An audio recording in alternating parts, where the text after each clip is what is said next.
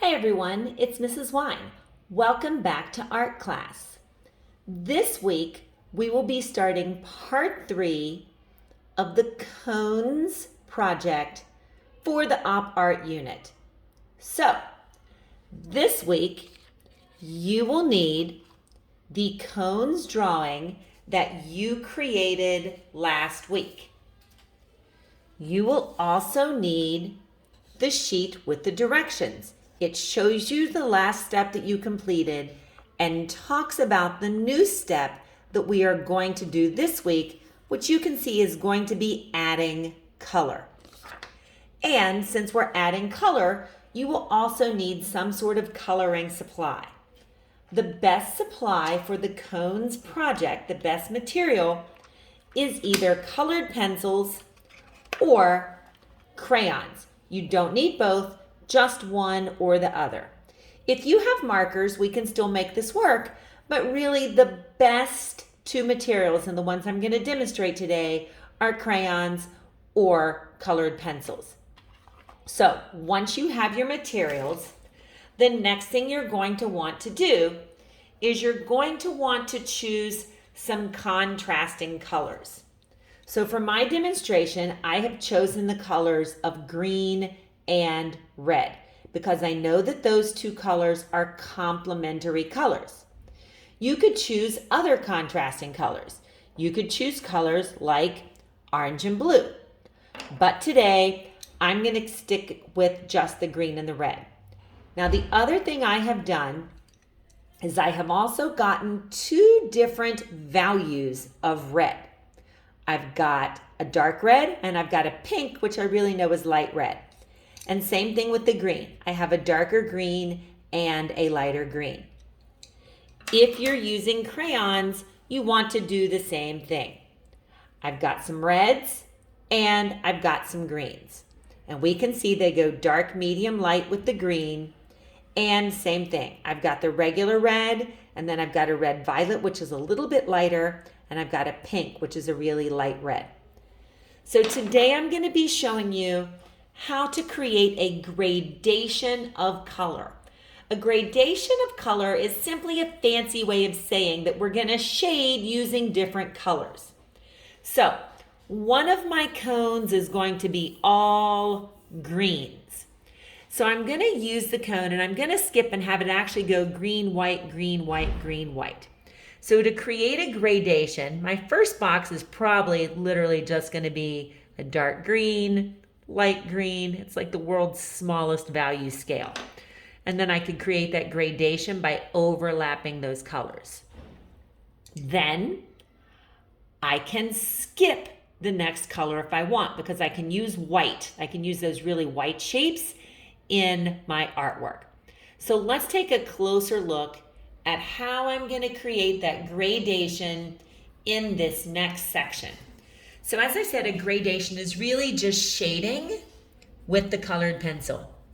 So I'm going to start off very dark, and then I'm going to press a little lighter and a little lighter, just like we did with our value scale. And then I'm going to do the same thing on this side. I'm going to start dark,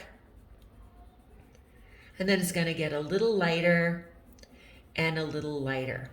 So that's always the trick because I'm trying to trick people's eye and make them think that this is a three-dimensional object. So I want it to appear rounded, and the shading is what makes it appear rounded.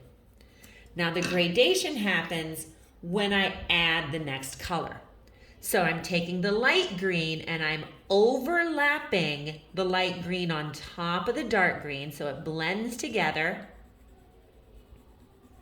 And then I press very softly in the middle.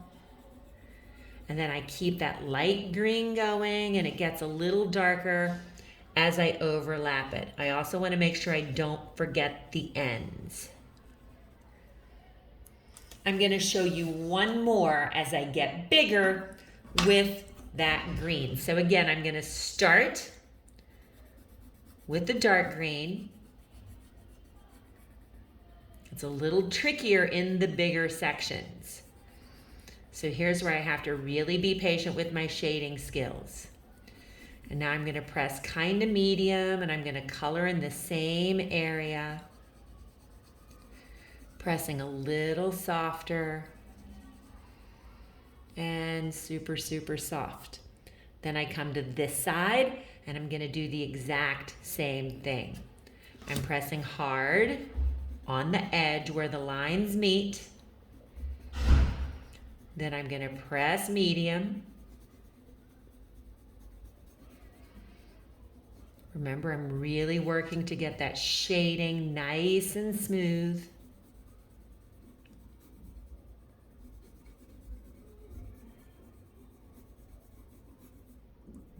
And then I'm going to come in with my lighter colored pencil. And I'm going to overlap those colors. That's the gradation. You have to overlap. I can't just color the light green beside the dark green. I have to mix those two together. And then I'm going to keep shading, pressing softly, pressing super, super softly. And then once I hit about the middle of that shape, then I want to start pressing. Oh, there's something under here, a little dirty spot. That's not helping.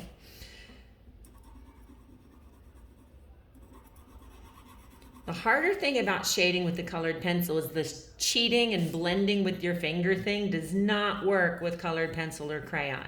So you really have to rely on your shading techniques. And then I'm going to keep that light green going all the way over the dark green, creating that gradation. And again, I don't forget my ends. I don't want those to end up looking whiter. Especially on the bigger one, I might have to go back and make some adjustments. Maybe I need to build up those middle values a little bit more, so it really starts to look three-dimensional. Don't be afraid to come back in and work on building up those medium values.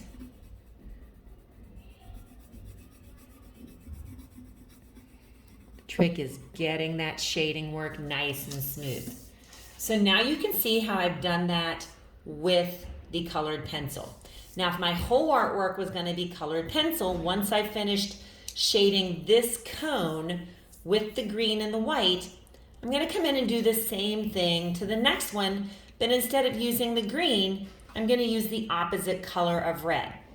But since I want to demonstrate the technique with crayons, I'm going to come in and I'm going to do the red and white striped cone using crayons. Now, if this is green and I'm working to create a pattern, I could either make this one red, so my pattern would also go red, white, or I could make the patterns change across. I could leave this one white and color this one red, which is what I think I'm gonna do. It's a little trickier doing that shading work with the crayons, especially in those small spaces. And for my smallest cone, I'm probably not even going to get to my third color for my gradation. I just want to make sure that it's a little darker on the edges, gets a little lighter. Then we're going to move up. I'm going to skip one, and I'm going to move up to the next one. So same thing, I'm going to color the red just a little bit on the edges, nice and dark, working really, really hard to stay inside my lines. Very tricky with the crayons, especially these crayons are a little used, so they're not sharp, but I can do it if I'm very careful. Then I'm going to color a little bit lighter with the crayon. Then I'm going to switch to my red violet, which is a little lighter. And I'm going to overlap the red violet. Now I'm pressing softly. I'm going to go back and press hard on the edge, hard close to the line. Then I'm going to press softer and softer, barely coloring. And then finally, because I have 3 crayons, if I only had 2, I would just keep coloring this one very lightly in the middle. But since I have 3 crayons, I can even create a third level of gradation where I'm going to come in with this pink, press kind of medium, press softer, and then I want to press a little harder. So again, it gives that idea, that illusion of shading, because it's darker, lighter, and then darker. It makes that object look like it's rounded. And that's it. You're just going to keep going, creating your pattern, working to get all of that shading as smooth as you can, always darker near the lines and lighter near the middle. So whatever material you're working with, choose 2 sets of contrasting colors.